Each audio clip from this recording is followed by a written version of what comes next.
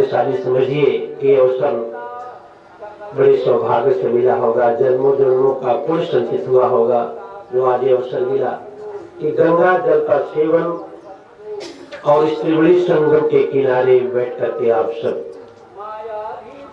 जो भोजन प्रसाद ग्रहण कर रहे हैं और थोड़ी बहुत आप सब सेवा भी तपस्या भी कर रहे हो, ऐसे कैसे नहीं आता ये अवसर। यही है जन्मों जन्मों का पुण्य। दो मार्ग है, एक पुण्य का मार्ग, एक पाप का मार्ग है। जैसे एक नदी दो किनारों के बीच से बहती है, उसी प्रकार से ये जीवन भी माँ के गर्भ से बाहर आने पर बह रहा है। प्रतिपल प्रतिक्षण इसका प्रवाह यही है। कभी कभी जैसे नदियां अपने प्रवाह में कभी दाहिना तट तोड़ती हैं, कभी बायां तट तोड़ती हैं, उसी प्रकार से जीवन बड़े उतार चढ़ाव होते हैं। कभी जीवन में कुछ पाप कर्म हो जाते हैं, कभी पुण्य कर्म हो जाते हैं। उसी पाप और पुण्य के अनुसार मनुष्य जीवन यहाँ आकर के जन्म लेता है, फिर अपने कर्मों को सुख या भोग के साथ जीवन बिताता है, दुख के साथ। मैं कल के प्रसंग बताया था कि आयु कर्म से विद्या विधान से और पंचे जन संचय गर्भस्थिना माँ के गर्भ में जब जीव आता है तभी पूर्व जन्मों के अनुसार, पूर्व जन्मों के कर्मों के अनुसार उसकी गति हो जाती है। भक्तजन आज जो जन्म हुआ है, आज भी वही हाल है। आपका कर्म इस निश्चित कर देगा कि आपके जीवन की गति कैसी होगी। फिर जीवन में आपका मोक्ष होगा तो मुक्त होंगे, फिर संसार में वापस आना है। कहते हैं यह ही देखना है कि हमारी जीवन की यात्रा में पाप कर्म ज्यादा हो रहा कि पुण्य ज्यादा हो रहा है। सिर्फ रुपया पैसा कमाना धन नहीं होता भक्तजन, धन ये भी है कि जहां आज आप सब बैठे हो,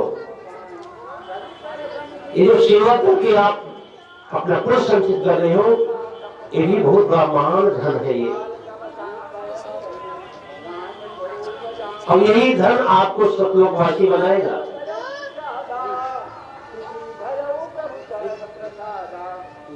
तो आपके जीवन में ज्यादा क्या हो रहा है इसका लेखा जोखा तो ले लेना चाहिए। आप दुकान कोई खोलते हो, बाजार जाते हो, रुपया पैसा लेकर के आप देखते हो कि शाम को नहीं रात में हिसाब किताब मिलाते आते हो, इतना खर्च कर दिया है, इतना बचा है।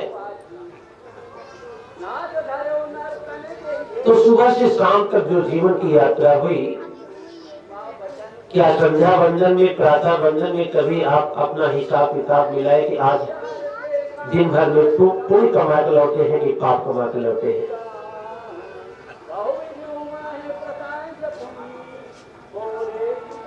तो पुण्य कैसे कमाया जाए और पाप से बचा कैसे जाए?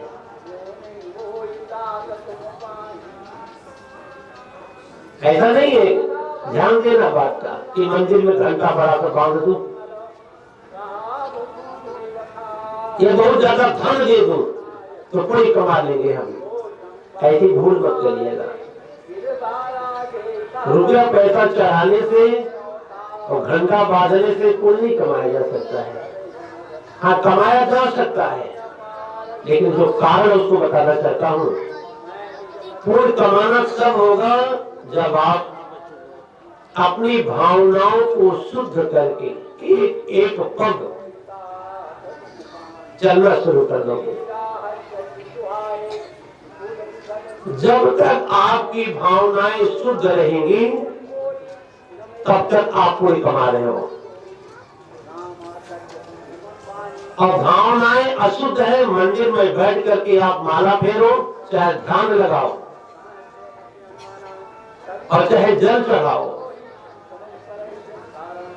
वो पाप ही होगा। जब तक आपकी भावना शुद्ध रहेगी, उसमें जो भी कार्य करोगे आप, सब कोई होगा।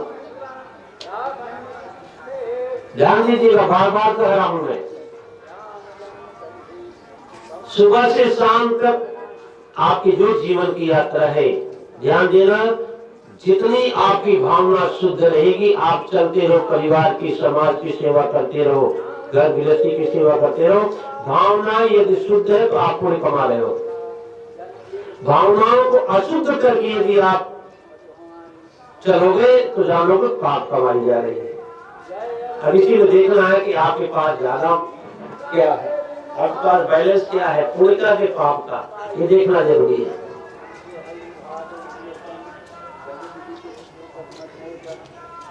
कोई भी कार्य हो, कोई भी विषय हो, सहसा विदित क्रियाओं विवेक परमापदाम पदम दृढ़ते ही विमश कालीन कुल संपदा। जैसे आज आप प्रयागराज में त्रिवेणी में आप सब स्नान किए हैं ना, ऐसे कुछ दिन पहले ऐसे ही लगा हुआ संगम था। कुंभ का बड़ा विस्तार था उस समय भी। बहुत से मोदन महापुरुष, धर्मावलंबी, भिन्न भिन्न प्रकार के पंथों के संत, गरीब से लेकर अमीर तक सभी लोग स्नान करने आए हुए थे। एक राजा भी अपने सपरिवारों ही स्नान करने आया था। पांडाल लगा हुआ था, जैसे अब सबका पांडाल यहाँ लगा हुआ है, ऐसे पांडाल लगा हुआ था। और जो छोटी छोटी गावटी बड़ी बड़ी है ना, तो गॉडेस के प्रिटेंड, इसी प्रकार से दरिया के किनारे एक राजा का भी निवास था। बाहर निकलने के लिए साजबाज हाथी घोड़े होंगे। नौकर चाकर आगे निकलेंगे, उसके बाद ही आप निकल सकती है। आप अंदर खड़े रहिए, एक मर्यादा में रहिए। रानी ने सोचा, इतने दूर से चल करके आने के बाद भी संतों का दर्शन न हो, इतनी अभागिन मैं हूं। राजपाट ठाट जी क्या मतलब मुझे है, तब जिसके लिए जीवन मिला है, अगर वो न मिला तो फिर मतलब क्या हुआ जीवन जीने का।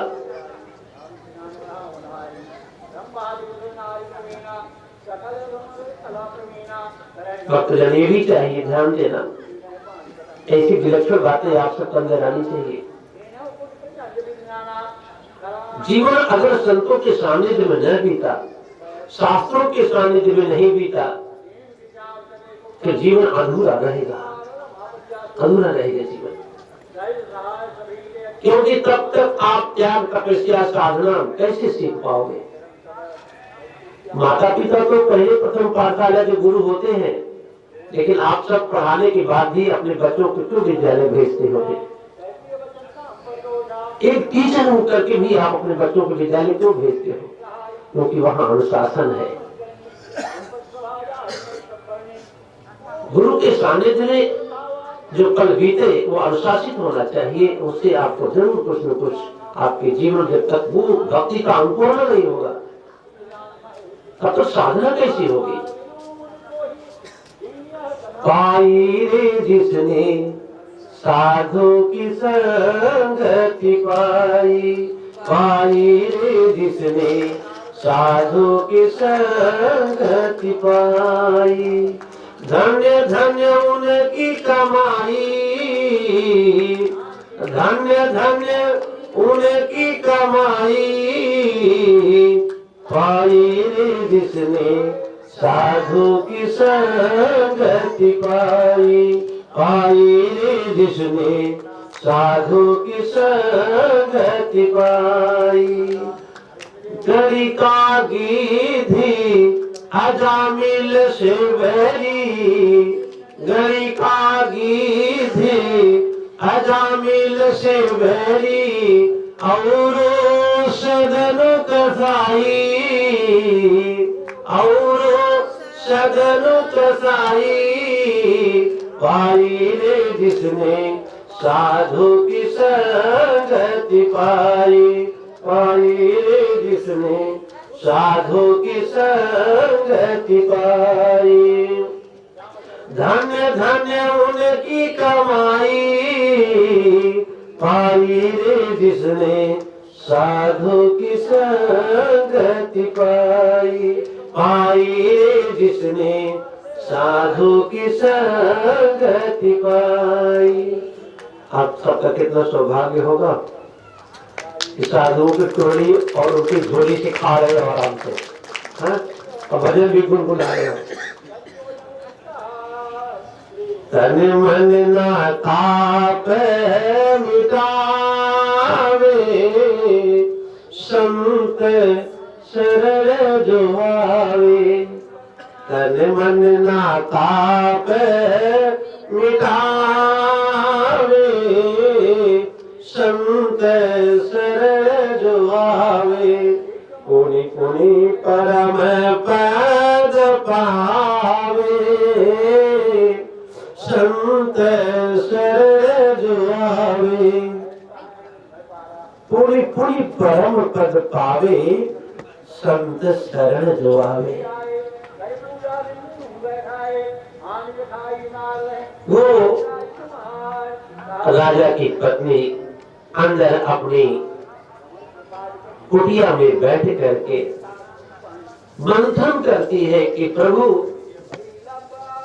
ऐसी कृपा कर दो, अब प्रभु कृपा करो यही भांति सब तुझ भजन करो दिन राति। हे परमात्मा, हे करुणा निधान, ऐसी करुणा की बरसात करो कि मेरा दिन शुभ दिन हो ही जाए। अंदर से वेदना उसकी हुई, ऐसी तड़प ऐसी पीड़ा भक्तजन होनी चाहिए परमात्मा के लिए। जब तक ऐसी पीड़ा नहीं होगी ना, तब तक जैसे बिना पीड़ा के प्रसव नहीं होता है, और अगर ऐसी तड़प और पीड़ा नहीं हो तो परमात्मा दर्शन भी नहीं होगा। जैसे कलियों में फूल, कली है ना, उसमें फूल है, बीज है, उसमें अंकुरण है, खाली पृथ्वी पढ़ने की देरी है। उसी प्रकार से चमकता आत्मा देखो चमन गुलजार अंदर में, उसी की रोशनी छाई व्यक्तिगत सर्वभाव में। वही ब्रह्मा के अंदर, वही विष्णु के अंदर, वही सारे मुनिंदर में चमकता आत्मा देखो चमन गुलजार अंदर में, उसी की रोशनी छाई व्यक्तिगत सर्वभाव में। इस शरीर का मालिक तो आत्मा है, ये तो पक्की बात है, लेकिन पूरे ब्रह्मांड का मालिक परमात्मा है, ये भी पक्की बात है ना।